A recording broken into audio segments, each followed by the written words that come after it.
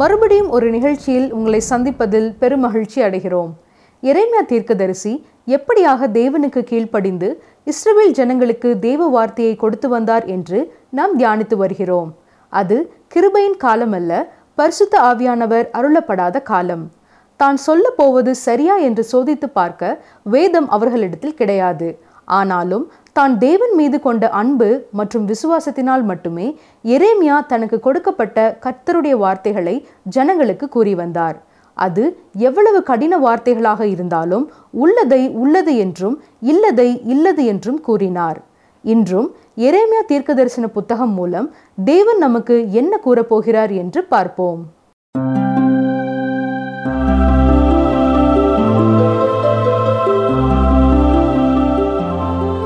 நீண்ட நாட்களாக வேத வசனங்களை கற்றுக்கொள்வதற்கு பற்பல ஊடகங்கள் மூலம் எங்களோடு இணைந்திருக்கும் உங்களுக்காக கர்த்தரை துதிக்கிறோம், ஸ்தோத்தரிக்கிறோம்.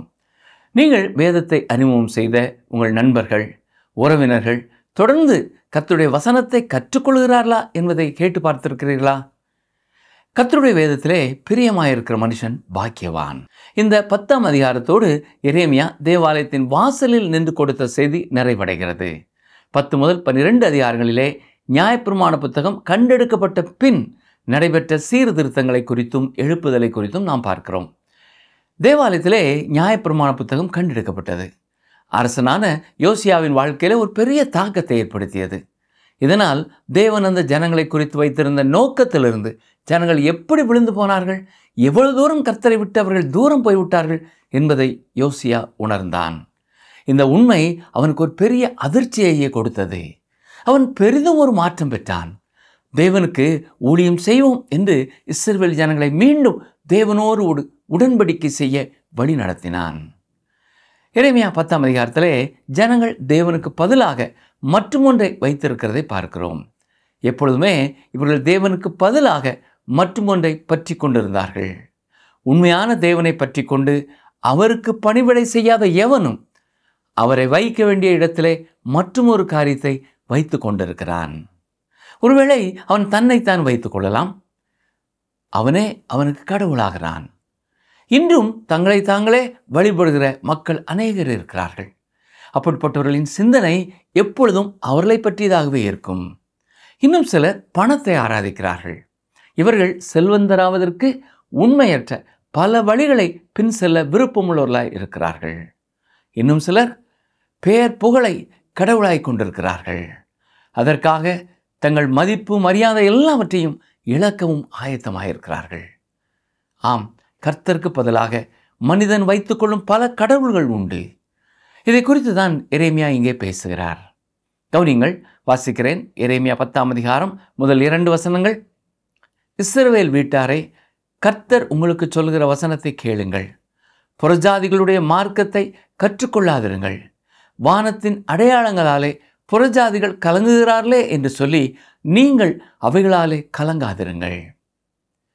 எரேமியாவின் காலத்திலே மக்கள் செய்ததையே இன்றும் மக்கள் செய்கிறார்கள்.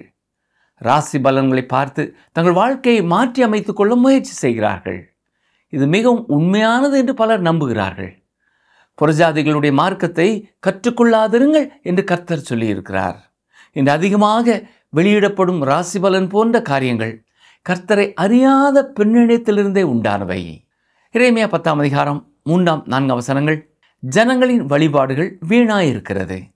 காட்டில் ஒரு மரத்தை வெட்டுகிறார்கள். அது தச்சன் கையாளுகிற வாட்சியால் பணிப்படும். வெள்ளியினாலும் பொன்னினாலும் அதை அலங்கரித்து அது அசையாதபடிக்கு அதை ஆணிகளாலும் சுத்திகளாலும் உறுதியாக்குகிறார்கள். இந்த வசனங்களுக்கு விளக்கம் கொடுக்கும் சிலர் கிறிஸ்துமஸ் மரத்தை குறித்து இவர் சொல்கிறார் என்று நினைக்கிறார்கள். ஆனால் அது அப்படி அல்ல பிரியமானவர்களே.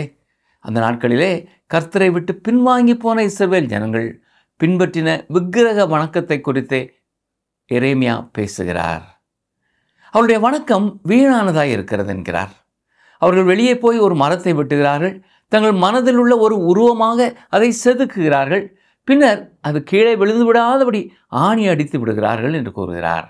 கிறிஸ்துமஸ் பண்டிகை காலங்களிலே கூட கர்த்தருக்கு கொடுப்பதை விட கிறிஸ்துமஸ் மரத்திற்கு அதிக முக்கியத்துவம் கொடுப்போம் என்றால் நாமும் அவர்களைப் போலத்தான் இருக்கிறோம்.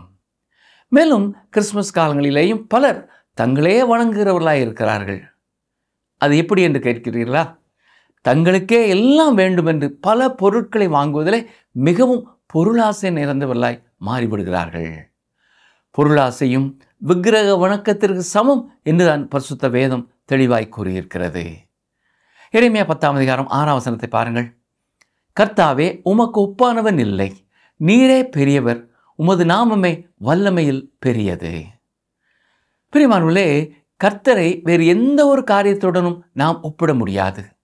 ஜீவனுள்ள தேவனை விட்டுவிட்டு உங்கள் அருகில் இருக்கும் பொருட்களை நீங்கள் வணங்கி கொண்டு அல்லது ராசி பயன்களை பார்த்து கொண்டிருப்பீர்கள் என்றால் அதுவும் வேதனையான ஒன்றுதான். எரேமியா 10:11 வானத்தையும் பூமியையும் உண்டாக்காத தெய்வங்கள் பூமியிலும் இந்த வானத்தின் கீழும் இராதபடிக்கு அழிந்து போகும் என்பதை அவர்களுக்கு சொல்லுங்கள். புறஜாதிகள் தெய்வங்கள் என்று கூறுபவைகள் வானத்தையும் பூமியையும் உண்டாக்கவில்லை. ஜீவனுள்ள தேவனாய கர்த்தரை வானத்தையும் பூமியையும் அதில் உள்ள அனைத்தையும் உண்டாக்கியிருக்கிறார். எரேமியா 10:12 அவரே பூமியை தம்முடைய வல்லமையினால் உண்டாக்கி பூச்சக்கரத்தை தம்முடைய ஞானத்தினால் படைத்து வானத்தை தம்முடைய அறிவினால் விரித்தார். வானத்தில் நட்சத்திரங்கள் ஒவ்வொன்றும் ஒவ்வொரு இடத்தில் இருக்கின்றன. அதற்கு காரணம் தேவன் அவைகளை எங்கெங்கே இருக்க வேண்டும் என்று விரும்பினாரோ அந்தந்த இடங்களிலே வைத்திருக்கிறார். அதை எப்படி எப்படி எங்கெங்கே வைக்க வேண்டும் என்று அவர் மனிதரிடத்திலே கேட்கவில்லை.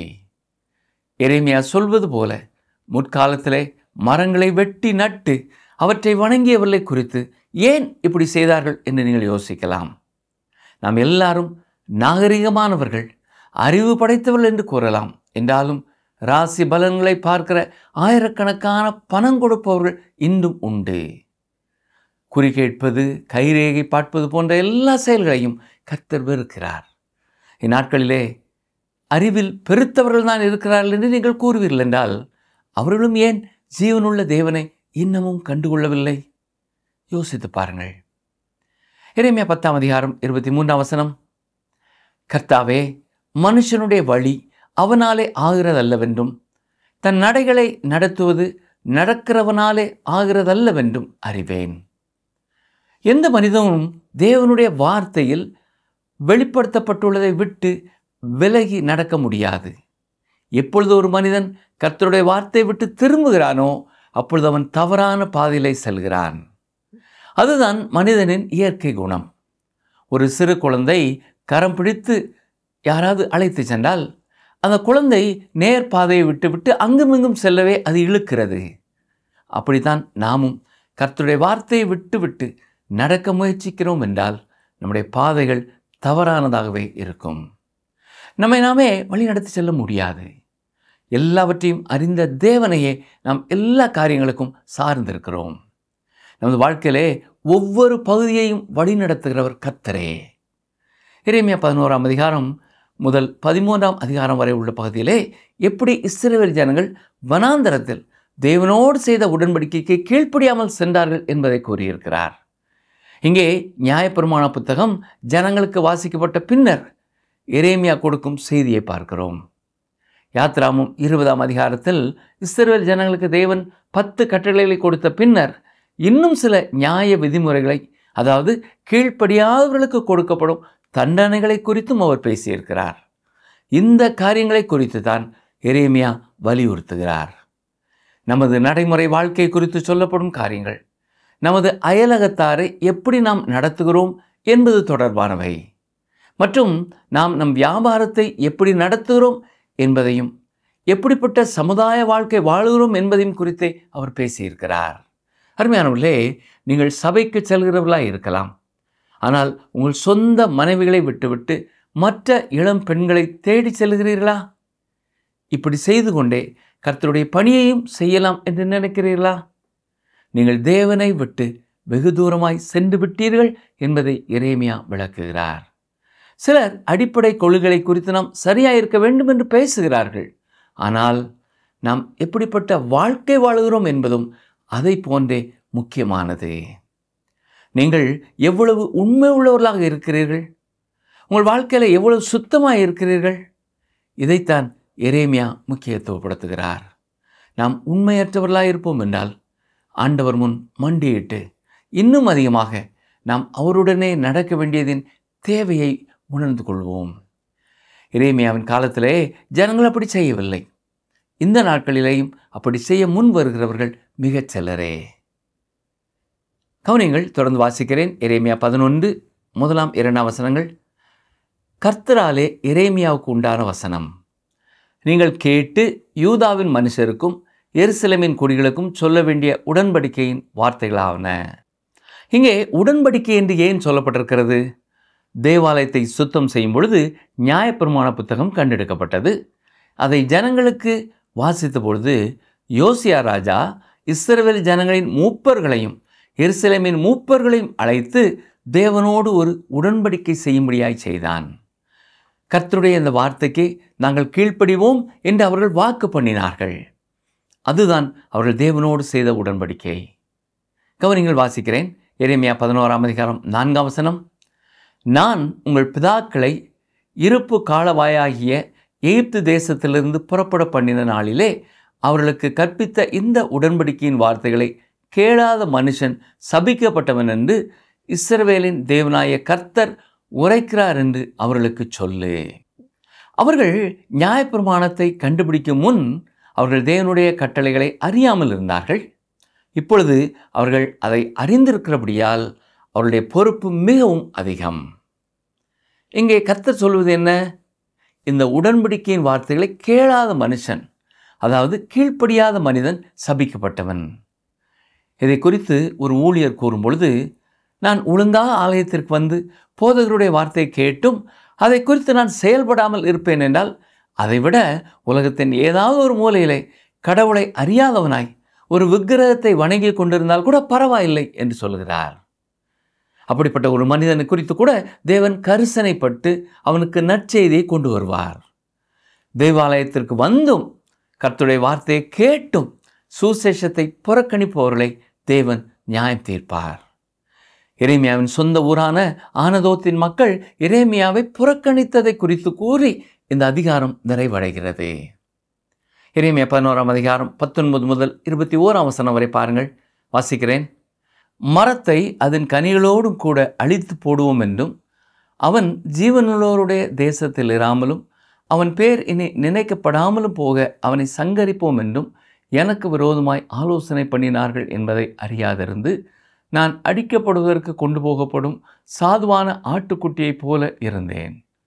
சேனைகளின் கர்த்தாவே, உள்ளந்திரியங்களையும் இருதயத்தையும் சோதி தருகிற நீதியுள்ள நியாயாதிபதியே, நீர் அவர்களுக்கு நீதியை சரி கட்டுகிறதை பார்ப்பேனாக. என் வழக்கை உமக்கு வெளிப்படுத்தி விட்டேன் என்றேன். ஆதலால் நீ எங்கள் கையினாலே சாகாதபடிக்கு கர்த்தருடைய நாமத்தினாலே தீர்க்க தரிசனம் சொல்ல வேண்டாம் என்று சொல்லி உன் பிராணனை வாங்க தேடுகிற ஆனதோத்தின் மனுஷரை குறித்து கர்த்தர் சொல்லுகிறார். இங்கே கர்த்தர் சொல்வது என்ன?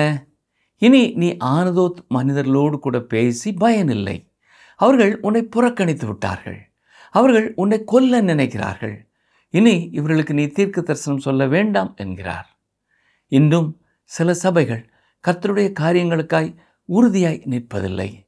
முன்பு அவர்கள் செய்தது போல மக்களுக்கு கர்த்தருடைய வசனத்தை போதிப்பதில்லை. இங்கே வரும் மக்களிலே சிலர் கூட்டம் குறைகிறதே, நான் இன்னும் இந்த சபையிலே இருக்கிறேனே என்று கலங்குகிறார்கள். கர்த்தருடைய வசனம் இன்று பல ஆலயங்களிலே சரியாய் போதிக்கப்படுகிறதில்லை. ஆனதோத் மக்கள் எரேமியாவை கொலை செய்ய நினைத்தார்கள். எனவே எரேமியா வேறொரு இடத்திற்கு சென்று விட்டார். அவர்கள் கர்த்தருடைய வார்த்தையை புறக்கணித்து விட்டார்கள். கவனித்தீர்களா?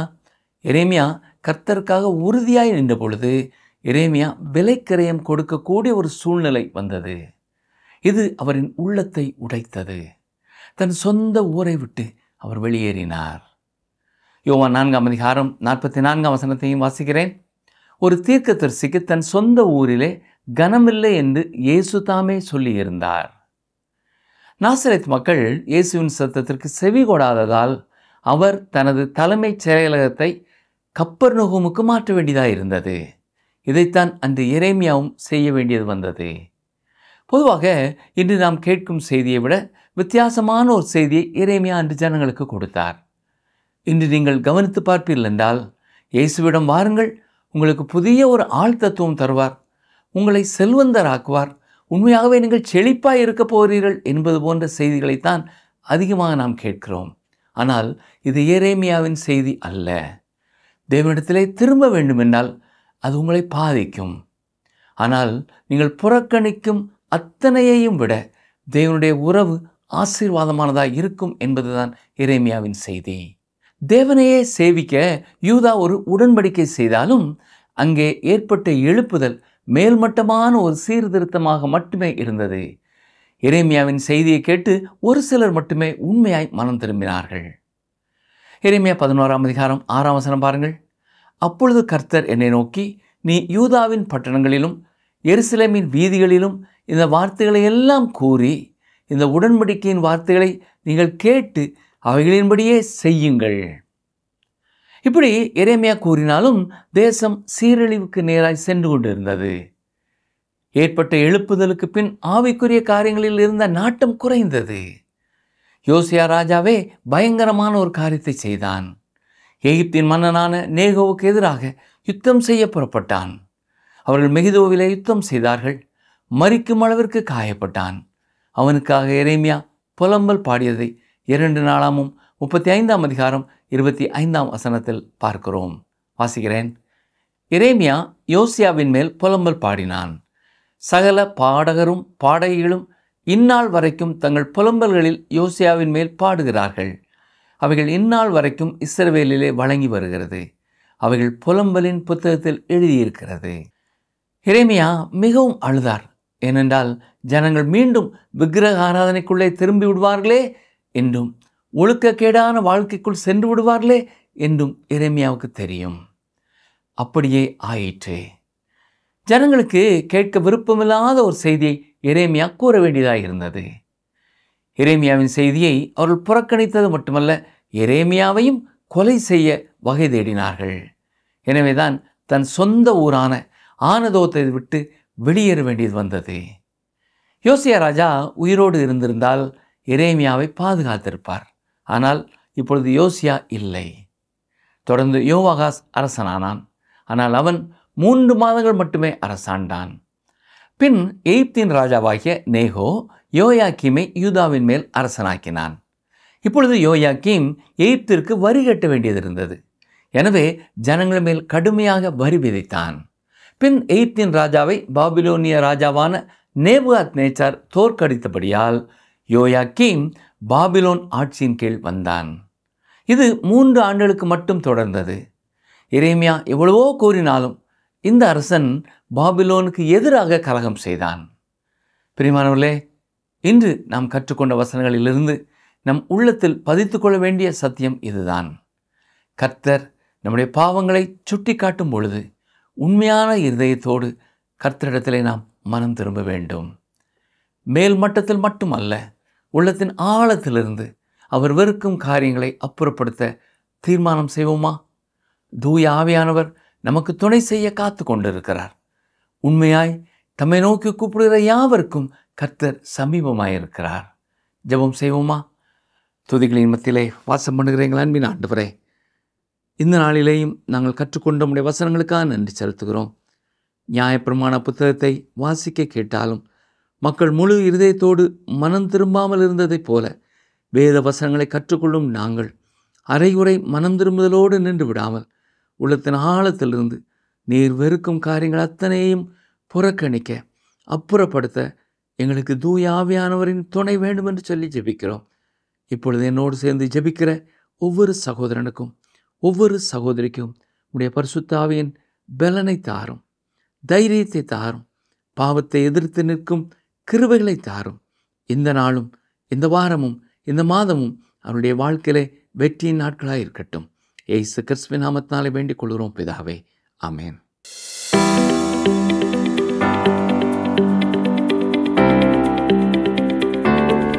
எவைகள் பூமியிலும் இந்த வானத்தின் கீழும் இராதபடிக்கு அழிந்து போகும்? எவைகள் பூமியிலும் இந்த வானத்தின் கீழும் இராதபடிக்கு அழிந்து போகும்? ஆப்ஷன் ஏ பாகால்கள், ஆப்ஷன் பி விக்கிரகங்கள், ஆப்ஷன் சி வானத்தையும் பூமியையும் உண்டாக்காத தெய்வங்கள்.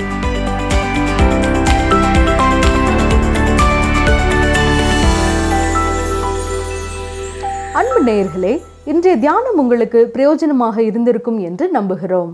கர்த்தருடைய வார்த்தைகளை தீர்க்க தரிசனமாக சொன்னதால் தன் சொந்த மண்ணையும் தன் சொந்த ஜனங்களையும் விட்டு செல்லும்படியான ஒரு சூழல் எரேமியாவுக்கு வந்தது. மனம் உடைந்து போகும் ஒரு சூழல்தான். ஆனால் உலகின் எல்லா உறவுகளையும் காட்டிலும் தேவனோடு உள்ள உறவு உத்தமம் என்று எரேமியா தெரிந்து கொண்டார். தேவ பிள்ளையே, அத்திமரம் துளிர்விடாமற் போனாலும் திராட்சை செடியில் கனிகள் அற்று போனாலும் என் ரட்சிப்பின் தேவனுக்குள் மகிழ்ச்சியாய் இருப்பேன் என்பது நமது சட்ட வாக்கியமாக இருக்கிறதா? மேலும் தேவனுக்குள் நமது உறவு பலப்பட்டு நாம் பெரிய காரியங்களை செய்யும்போது யோசியா ராஜா போல பெருமை கொண்டு நாமே தீர்மானங்கள் எடுத்து தேவனை கோபப்படுத்தாமல் இருப்போமாக. அதற்கு தேவன் கிருபை புரிவாராக. முழு இருதயத்தோடும் முழு பலத்தோடும் தேவனுக்கு கீழ்ப்படிய ஜெபிப்போமா? இந்த நிகழ்ச்சி உங்களுக்கு பிடிச்சிருக்கா? அப்ப இப்பவே மிஸ்டர் கால் கொடுங்க. பரிசு வெல்றது நீங்களாவும் இருக்கலாம்.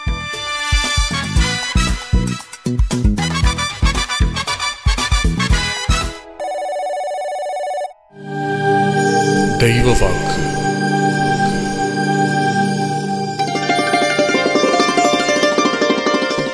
கர்த்தராலே அவளுக்கு சொல்லப்பட்டவைகள் நிறைவேறும்.